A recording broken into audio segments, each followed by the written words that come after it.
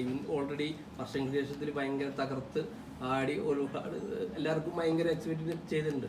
അപ്പോൾ ഈ Malayali from India വരുമ്പോൾ നിവിൻ ഭയങ്കര നമുക്കൊരു തിരിച്ചു വരവ് എന്നൊക്കെ പറയാൻ പറ്റുന്ന രീതിയിൽ ചെയ്തിട്ടുണ്ടോ?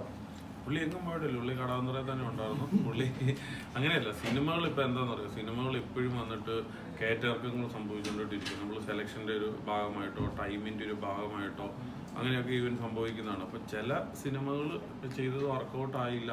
അപ്പോൾ ഒരേ കാറ്റഗറി ആയിട്ടുള്ള സിനിമകൾ തന്നെ അല്ലാതെ ഒരു ആർട്ടിസ്റ്റുകൾക്കും താല്പര്യം കാണുമല്ലോ, പറഞ്ഞു മനസ്സിലായി. ഇപ്പം ലുലുവിൻ്റെ ഓണർ അല്ലെങ്കിൽ എത്രയോ എന്തെല്ലാം ടൈപ്പ് ബിസിനസ്സുകളാണ് തുടങ്ങുന്നത്. ഇപ്പം അംബാനി എന്തെല്ലാം ടൈപ്പുകൾ ബിസിനസ്സാണ്, ഒരേ ടൈപ്പ് ഓഫ് ബിസിനസ് അല്ലല്ലോ തുടങ്ങുന്നത്, പല ടൈപ്പ് ഓഫ് ബിസിനസ് അല്ലേ ചെയ്യുന്നത്. എന്ന് പറഞ്ഞ പോലെയാണ് ഒരു ആർട്ടിസ്റ്റിന് ഒരേ കാറ്റഗറിയിലുള്ള സിനിമ ഫോളോ ചെയ്യാതെ ഡിഫറെൻ്റ് ആയിട്ടുള്ള സിനിമകൾ ട്രൈ ചെയ്യണമെന്ന് അവർക്കുണ്ടാവും. അപ്പം അതിൻ്റെ അകത്ത് വന്ന ഒരു ഭാഗ്യക്കേട് വീഴ്ച എന്ന് മാത്രമേ ഉള്ളൂ.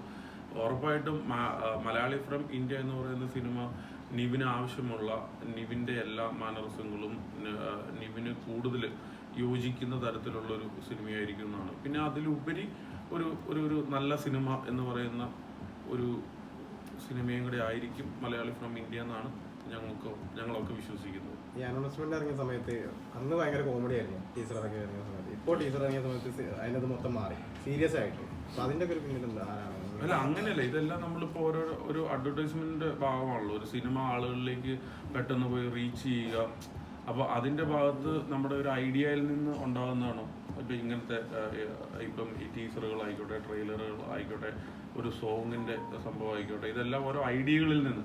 ഇന്നിപ്പോൾ നമ്മളൊരു 10 പേര് കൂടി ഇന്നിപ്പോൾ ഇവിടെ ഒരു പ്രശ്നം ഉണ്ടായി, ഒരു എങ്ങനെ നമുക്ക് സോർട്ട് ഔട്ട് ചെയ്യാമെന്ന് തോന്നുമ്പോൾ എൻ്റെ മനസ്സിൽ വരുന്ന ഈ സ്ഥാപനത്തിന് ഓണർ ഞാനായിരിക്കും. പക്ഷെ എൻ്റെ മനസ്സിൽ